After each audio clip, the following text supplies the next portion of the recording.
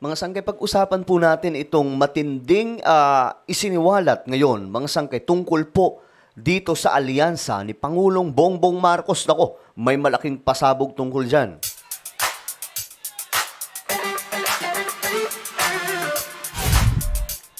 Yo guys, what's up? This is me, Sangkay Janjan. I'm back for another vlog today. Kamusta po kayo mga kababayan? Mga solid sangkay. At eto nga, pag-usapan po natin ngayon mga sangkay, ang isa sa matinding balita ngayon, no? Usap-usapan po ito ngayon. Ito ay isiniwalat, mga sangkay, na mukhang mayroong nangyaring kababalaghan sa alyansa. Kung kaya't daw natalo yung iba. Kasi ang goal po talaga nila, mga sangkay, lahat sila manalo. Pero ang nangyari, 6 lamang po sa kanila. Though, let's say, pinakamarami pa rin po sa alyansa ang nanalo, pero hindi po nila nakuha yung goal. Ngayon, mga sangkay, mayroon po dito no, lumabas na malaking balita ngayon na nagiging usap-usapan.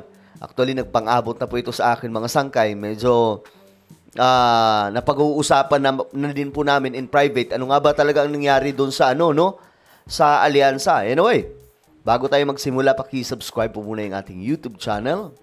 Ayan. Tayo ay road to 2 million subscribers na. So kung ikaw ay hindi pa po nakakapag-subscribe at gusto mong mapabilang sa dumaraming mga solid sangkay, nako, parami po tayo ng parami, guys.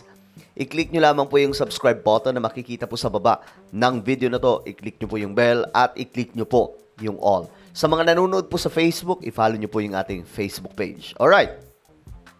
Shoutout ka pala sa lahat ng mga solid sangkay na nanonood ngayon. Comment down below, guys. Hashtag solid sangkay, okay? Eto na nga, guys.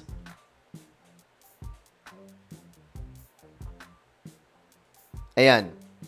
Eto po ang isiniwalat ngayon, mga sangkay, ng campaign manager ng alyansa. Nako, matinding mga sangkay, matinding pasabog. Mayroong tinatawag dito na conditional release sa mga budget umano.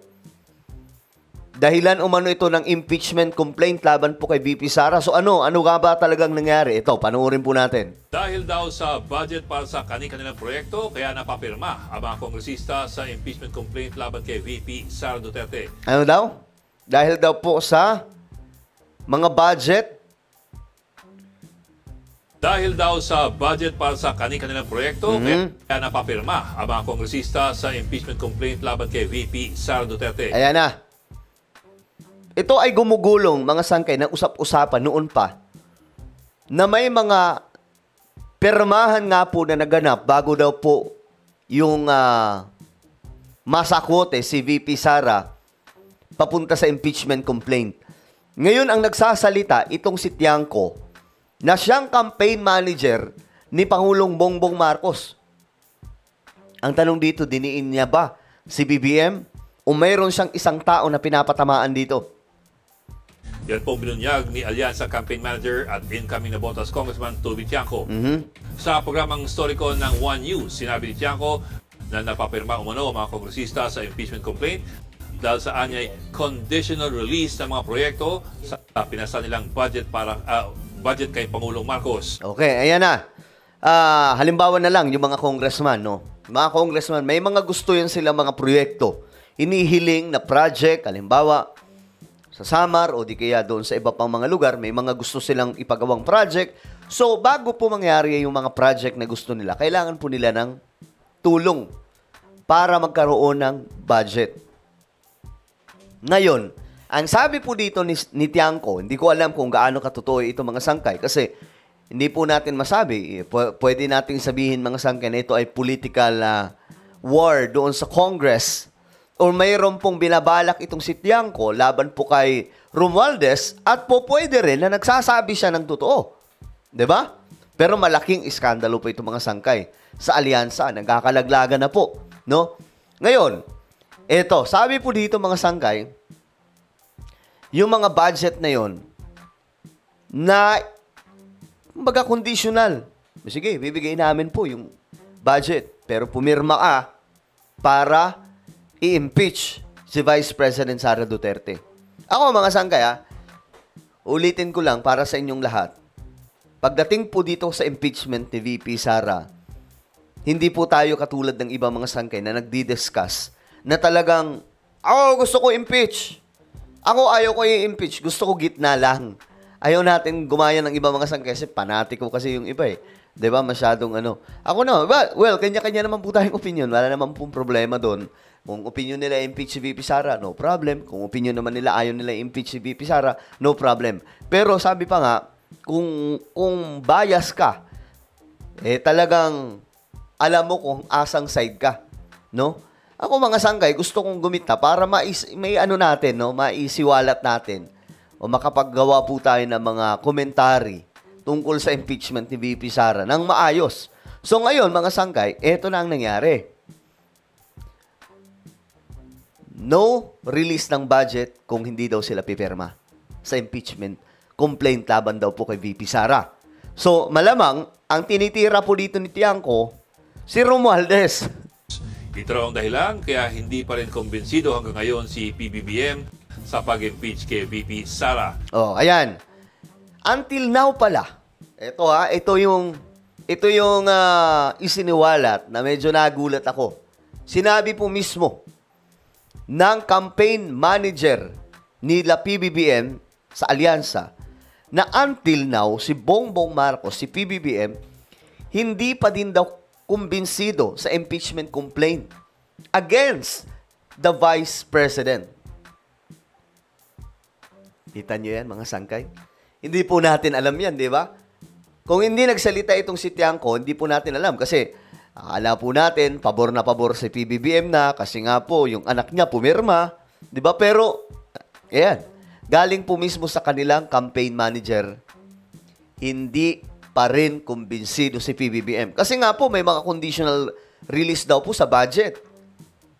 Well, alam naman po natin ang politika, mga sangkay, hindi rin po malabo na totoo ang kanyang sinasabi. Di ba? Pero, pwede rin na nagsisinungaling siya. Kasi may mga usap-usapan na gusto daw po maging speaker. Di ba?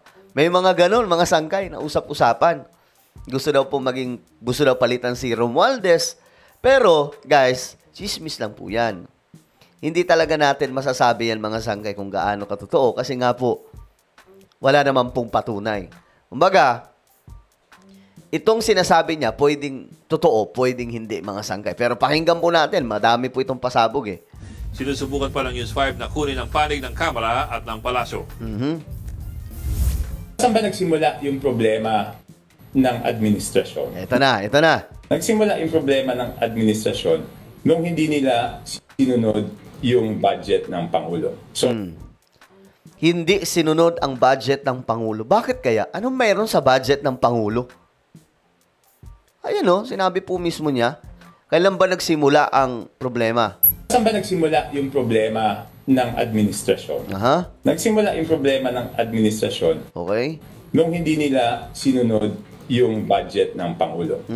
So noong pinipilit nila ilabas yung mga projects na for conditional release, iniisip-isip ko na Naku. Si Romualdez nga ang tinitira nito, guys. na ito yung reason para doon sa impeachment para mapilitan yung executive branch na ilabas yung budget. Ayon pa kay Tiangco, naka-apekto raw sa mga pambato ng alyansa ang impeachment complaint, pati na lang pag-aresto kay dating Pangulong Duterte. So ito na, guys. Ito na yung siniwalat niya. Kung bakit tatalo po yung... Di naman po lahat, mga sanggi. Kasi count, mga siguro 5 or 4, I don't know. 5 po ata yung natalo sa alyansa. Kasi 6 panalo eh. I'm saying this because yung impeachment was self-inflicted. Pinigilan ko sila noon. Ayaw nila makinig. Sinabi ko, maapektuhan yung mga senador natin. Ayaw nila makinig. So, yan ang nangyari. Okay. So, bago pa pala ma-impeach si VP Sara, nagsalita na po siya, itong si Tiangco, na wag nyo na i-impeach kasi maaapektuhan dito maaapektuhan yung mga senador. Hindi PBBM. Hindi daw nakinig. So, ito nang nangyari. Kumbaga, sinisisi niya yung pagkatalo ng alyansa. Actually, di naman lahat talo eh. Kaunti lang naman. Pero sinisisi niya kung bakit hindi po nanalo lahat dahil po sa impeachment complaint laban po kay VP Sara. Mga kapatid, Pero guys, eto may naririnig din po kasi tayo na may mga campaign, sabi po ng mga naririnig-rinig po natin, hindi daw po na i-release yung kompletong budget para po sa alyansa. Si Senator Lacson, di ba? May isiniwalat. Anong sabi ni Senator Lacson? Yung makinarya ng alyansa hindi masyadong gumana. Ang ibig sabihin nun, kasama po dyan yung budget para sa kanila. So, po pwedeng reason na lamang po yun ni Tiangco, pero mayroon pong nasa likod pa na mas malaking kalokohan kung bakit hindi nangyari. Buti na lang, malalakas po yung mga kakampi ni BBM. Di ba? Ang bihira. Kasi may mga advertisement daw po na wala. May mga ano tawag doon, yung mga malalaking tarpaulin, guys, na makikita po sa mga kakalsadahan. Wala, mga sangkay. So, anong nangyari? May sumabotahe ba sa alyansa? Kasi mismo si Lacson nagsalita tungkol dyan eh. Sabi ni Lacson, yung makinarya ng alyansa nagkaroon ng problema. Diba? Yan ang sinasabi natin. Kaya nga sabi ko, pwedeng totoo yung sinasabi ni Tiangco, pero pwede ring mali. Dahil nga po, kung mapakinggan po natin yung interview ni Lacson, sabi ni Lacson, yung makinarya ng alyansa mukhang nadali, nasabotahe. So, sino ang sasabotahe? Eh, di sa loob lang din. So, sa tingin nyo, sino ang sumabotahe? Well, ano po ang inyong opinion? Just comment down below. Meron po tayong YouTube channel, Sangkay Revelation. Hanapin nyo po ito sa YouTube, guys. Nako, parami po tayo ng parami dito. Kung hindi ka pa po nakakapag-subscribe, hanapin nyo po ito sa YouTube. Then, click the subscribe, click the bell, and click all. Ako na po ay magpapaalam. Mag-iingat pong lahat. God bless everyone.